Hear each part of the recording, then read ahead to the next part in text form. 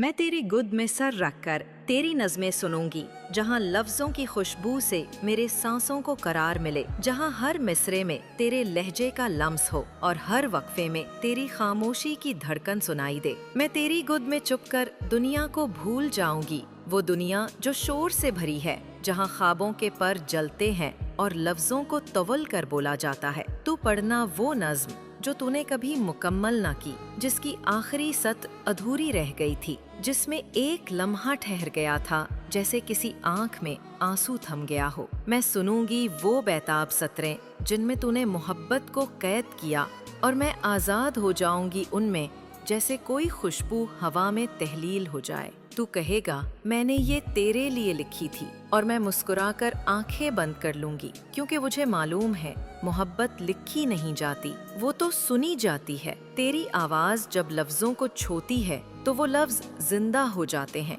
वो मेरे दिल की दीवारों से टकराते हैं और एक नया जहां बुन देते हैं। मैं तेरी गुद में सर रख कर सुनूंगी कि जिंदगी की सारी थकन मिट जाए, कि वक्त ठहर जाए चंद लम्हों को, कि दुनिया अपने शोर से थक कर हमें भूल जाए। फिर जब तेरी नज़्म खत्म हो जाएगी तो मैं कहूँगी एक बार और पढ़ो, क्योंकि मोहब्बत कभी मुकम्मल नहीं होती, वो हर बार पहली बार की तरह लगती है, हर बार पहली बार की तरह लगती है। गुलाम अब्बास सागर।